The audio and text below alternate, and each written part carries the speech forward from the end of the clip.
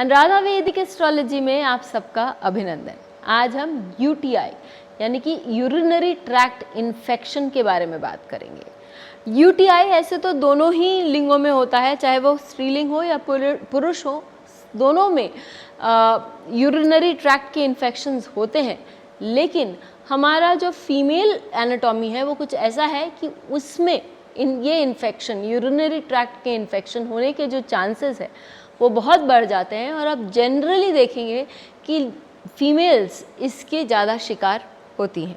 तो ये यूटीआई के हम ज्योतिष से क्या हम इस पे बात कर सकते हैं और किस प्रकार ज्योतिष द्वारा हम इसको कहीं ना कहीं ठीक भी कर सकते हैं।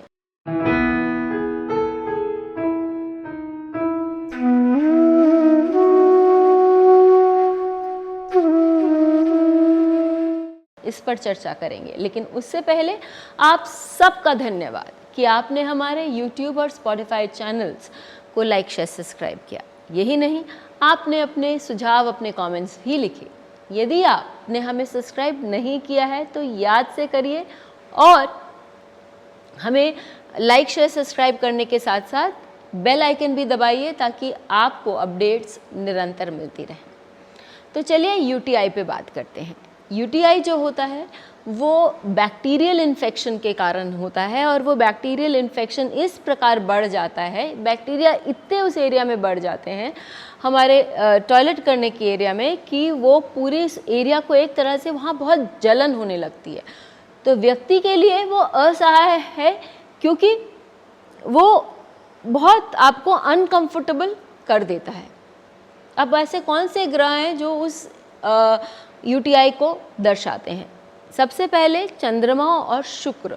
ये हमारे बॉडी में हमारे हार्मोन्स के, हमारे एंजाइम्स के और जो हमारे शरीर का पानी का जो तत्व है उसको दर्शाते हैं। तो यदि ये सशक्त हो तो हमारे को इन्फेक्शंस बहुत जल्दी नहीं होते। लेकिन यदि किसी के चार्ट में शुक्र, चंद्रमा वीक हो तो उस व्यक्ति को इन्फेक्शंस बहुत जल्दी हो जाते हैं, क्योंकि आपका हार्मोन या आपका जो एंटीबॉडीज़ है वो उतने स्ट्रांग नहीं होते, आपके बॉडी में इतने स्ट्रांगली काम नहीं कर पाते। तो सबसे पहले ये दो ग्रह होते हैं। उसके बाद यदि मंगल, चंद्रमा और शुक्र से एसोसिएट हो जाता है तो मंगल जो है वो किसी भी दर्द को बढ़ाने में, कोई भी चोट हो या कोई भी इन्फ्लेमेशन हो उसको बढ़ाने में का बहुत स्ट्रांगली काम करता है और बहुत अच्छे रिजल्ट्स, नेगेटिव रिजल्ट्स वहाँ दे सकता है। तो वो इन्फ्लेमेशन बढ़ा सकता है। शनि हो तो शनि क्या करते हैं? शनि कोई भी बीमारी आपको लंबे टाइम तक दे देते हैं ताकि आप उससे बाहर निकलने में आपको बहुत मेहनत करनी पड़े, परिश्रम लगे और आप धीरे धीरे फिर से स्वस्थ हों, जल्दी आप स्वस्थ ना हो। राहु यदि इन दोनों ग्रह से एसोसिएटेड हो जाता है तो वो क्या करता है? राहु का एक मिस्टीरियस या मिस्ट्री का जो एलिमेंट है वो ये करता है कि आपका जो प्रॉब्लम है किसी को समझ में नहीं आता और वो आपको भी बहुत समय बाद समझ में आता है कि मेरे साथ कुछ हो रहा है। लेकिन क्या हो रहा है वो डॉक्टर्स को भी समझने में बहुत समय लग जाता है, जिसके कारण पैसे की और शारीरिक अवस्था भी बहुत प्रॉब्लम में रहती है। आगे अब कौन से भाव जुड़े हुए हैं इसके साथ? हमको मालूम है कि रोग रिपु ऋण यानी कि हमारे शरीर के साथ जो भी हमारे उसमें बीमारियां होती हैं वो छठा भाव उसके साथ जुड़ा हुआ है। और जो हमारा अष्टम भाव है, जो हमको क्रोनिक डिसऑर्डर्स लंबे अंतराल तक चलता ही जा रहा है, डायबिटीज़, ऐसे जो बीमारियां हैं वो अष्टम भाव से जुड़ी हुई हैं, तो वो आपको एक लंबे अंतराल वाली बीमारी देती है। और द्वादश भाव जहाँ आपको हॉस्पिटलाइज्ड होना पड़ता है। तो यदि ये कनेक्शन ऐसा है कि आपका छठे भाव में, अष्टम भाव में या द्वादश भाव में, तो किस प्रकार आपको रिजल्ट देगा?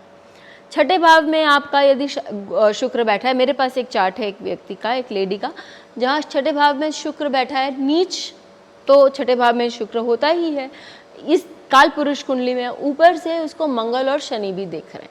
तो वो व्यक्ति को जब यंग थी और बाद में भी उनको बहुत यूरिनरी ट्रैक्ट का इश्यूज हो जाया करता था। लेकिन क्योंकि उनका गुरु भी किसी तरह से उसके शुक्र को दृष्ट करता है, तो ऐसे वो बहुत ज़्यादा उसके कारण परेशान नहीं होती थी और उनको बहुत जल्दी रिलीफ भी मिल जाता। सॉरी। अब हम देखते हैं यदि अष्टम भाव से ये कॉम्बिनेशन जुड़ता है, अष्टम भाव क्रोनिक डिसऑर्डर्स देता है, तो लंबे अंतराल तक चलता है और उसके बाद ये भी होता है कि कभी गया फिर वापस आ गया, फिर रिकरिंग करने लग गया। तो ऐसे लोगों को अपने सेहत पर बहुत ज़्यादा ख्याल रखना पड़ता है, क्योंकि वो एक डिजीज़, और अष्टम भाव तो हमारे हिडन ऑर्गन्स को भी बताता है। तो ऐसा सच वो व्यक्ति को अब वहाँ पर बहुत ईजिली, यदि शुक्र और चंद्रमा वहाँ बैठे और मैलेफिक का इफेक्ट है, तो बहुत जल्दी उस व्यक्ति को यूटीआई का प्रॉब्लम हो सकता है। फिर जब हम द्वादश भाव पर बात करते हैं, तो द्वादश भाव आपके हॉस्पिटलाइजेशन का भाव है। ऐसी स्थिति में क्या होता है कि व्यक्ति को, और यदि मैलेफिक इफेक्ट स्ट्रांग हो, तो व्यक्ति बहुत ज़्यादा हॉस्पिटलाइज्ड होने की उसके चांसेस बढ़ जाते हैं। कभी कभी उसका केस भी बहुत सिवियर और बहुत बिगड़ जाता है। अब जैसे मैंने कहा कि जल तत्व का जो कारक है हमारे बॉडी में चंद्रमा और शुक्र है, तो यदि आप अपने जल तत्व को सशक्त करते हैं, किस तरह से, आप वाटर इनटेक बढ़ा देते हैं, तो ऑब्वियसली चंद्रमा और शुक्र सशक्त हो गए। तो ऐसी स्थिति में आपके बॉडी के जो इन्फ्लेमेशंस या बैक्टीरिया है वो आपके टॉयलेट के साथ, मूत्र के साथ बाहर निकल जाते हैं। ये डॉक्टर्स भी बोलते हैं और एस्ट्रोलॉजिकली भी ये प्रेस्क्राइब्ड है, क्योंकि इस तरह से आपके बॉडी का जल तत्व स्ट्रांग होता है, वाटर कंटेंट बढ़ता है, जिसके कारण आप अपने शुक्र को और चंद्रमा को भी बहुत स्ट्रांग कर सकते हैं। तो याद रखिए, यदि आपका चार्ट दिखाता है कि आपके बॉडी में ये प्रॉब्लम होने की चांसेस हैं, तो आपको अपना पानी पीना कभी नहीं छोड़ना चाहिए, निरंतर इस बात पर ध्यान रखना चाहिए, ताकि आप अपने आप को इस बीमारी से बचा सकें। ज़रूर लिखकर बताइए कि आपको ये वीडियो कैसा मिला।